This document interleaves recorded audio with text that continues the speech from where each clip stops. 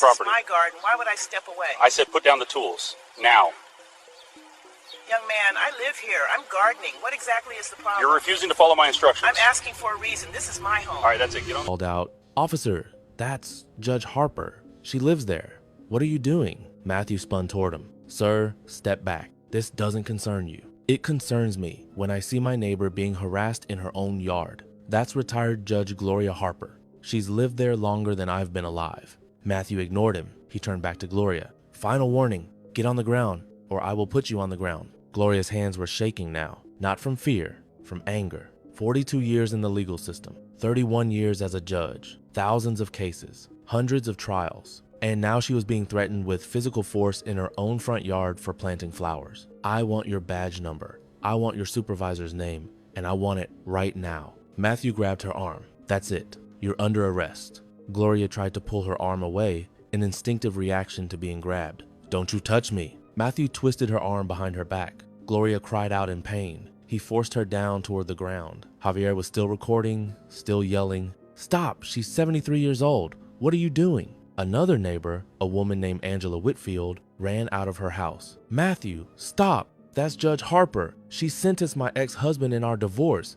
She's a judge." Matthew had Gloria on her knees now in the rocks, trying to get her all the way to the ground. She was resisting, not because she was being combative, but because her body physically couldn't do what he was demanding. Her arthritis, her age, the sheer absurdity of being forced to lie face down in her own yard among the decorative rocks. "I can't get down like that," Gloria said, her voice strained. "My knees don't work that way anymore." "Then you shouldn't have resisted." He pushed harder. Gloria went down onto her stomach on the rocks, crying out again as her shoulder hit the hard surface. Matthew put his knee on her back and pulled out his handcuffs. Javier was losing his mind. "You're putting a 73-year-old woman on the ground in her own yard. Are you insane?" Other neighbors were coming out now. Someone else was recording. Someone was calling 911 to report an officer attacking an elderly woman. Someone else was shouting Gloria's name, asking if she was okay. Matthew got one handcuff on Gloria's wrist.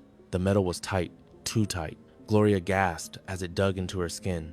"Officer," she said, her voice strained from being pressed against the rocks, "I'm a retired Superior Court judge. My identification is in my house. If you let me up, I can show you." Matthew paused, just for a second. A retired judge? The neighbor had said something about a judge. Multiple neighbors were saying it. He looked at the house. Well-maintained, expensive neighborhood. The white car in the driveway was a newer model. The landscaping was professional quality. This wasn't the home of someone doing yard work for money. He looked at Gloria on the ground beneath him, 73 years old, in a blue shirt with colorful flowers scattered around her, in her own front yard.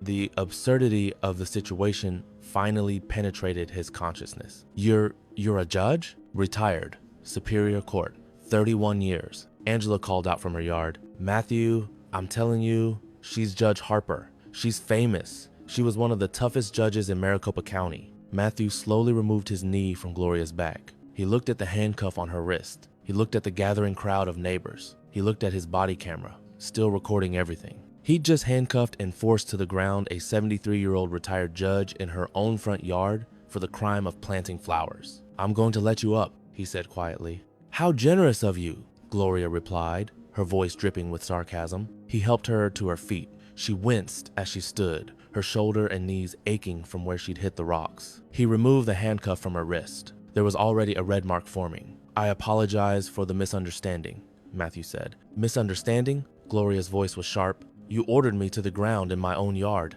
You put your hands on me. You handcuffed me. You used physical force against a 73-year-old woman who was planting flowers. That's not a misunderstanding. That's assault." Javier was still recording. "Judge Harper, do you want me to call someone?" "Call my daughter," Gloria said, "and call my attorney. This young man is going to learn that there are consequences for his actions. Do you think the officer should face criminal charges?" This is my garden. Why would I step away? I said put down the tools. Now. Young man, I live here. I'm gardening. What exactly is the problem? You're refusing to follow my instructions. I'm asking for a reason. This is my home. All right, that's it. Get on. Again, "Ma'am, I was responding to what I thought might be a trespassing situation." "Based on what? A 73-year-old woman planting flowers? Did you see me breaking into the house? Did you see me stealing anything? Did you have any actual reason to believe I was trespassing?" Silence. You saw a black woman doing yard work in a nice neighborhood and assumed I was the help, isn't that right? More silence. Get off my property, Gloria said, and expect to hear from my attorney on Monday morning. Matthew walked back to his patrol car. His hands were shaking. The neighbors were all still watching. Multiple cameras had recorded everything. His body camera had recorded everything. He got in his car and sat there for a moment, trying to process what had just happened. He'd assaulted a retired judge in her own yard, on camera, in front of a dozen witnesses. His career was over. He just didn't know it yet. Gloria went inside her house, her shoulder and knees still aching. She looked at the footage from her doorbell camera on her phone. It had recorded everything from a different angle. Matthew approaching. The confrontation. Gloria being forced to the ground on the rocks, the handcuffs. She saved the video. She emailed it to herself at 3 different email addresses. She uploaded it to cloud storage. Whatever happened next, the evidence was secure. Her daughter arrived 20 minutes later. When she saw the red mark on her mother's wrist and heard what happened, she started crying. Not sad tears, angry tears. Mom, we're calling the police chief right now. Already done, Gloria said. I called him myself. He's sending someone over. The Phoenix Police Department's response was swift. A lieutenant arrived within the hour. He watched the body camera footage. He watched the doorbell footage. He listened to Gloria's statement. He looked at the marks on her wrist and the scrapes on her knees from the rocks. He took photographs. Then he went outside and spoke with the neighbors who'd witnessed everything. He collected their statements. He got copies of their videos. By the end of the day, every major news outlet in Phoenix had the story. Retired judge handcuffed while planting flowers in own yard was the headline. The body camera footage had been released to the media. By Sunday morning, it had been viewed 10 million times. The internal affairs investigation was opened Monday morning. The investigator was Commander Susan Donnelly, a 25-year veteran known for not tolerating nonsense from anyone, regardless of rank. She started by watching all the video footage. The body camera showed everything from Matthew's perspective: his approach, his aggressive posture, his escalating demands, Gloria's calm responses. The moment he grabbed her, the moment he forced her down onto the rocks, the handcuffs, all of it crystal clear. But there was more footage. The doorbell camera showed it from the front angle. Javier Montoya had recorded from across the street. Angela Whitfield had recorded from her yard. Another neighbor had recorded from a second-story window.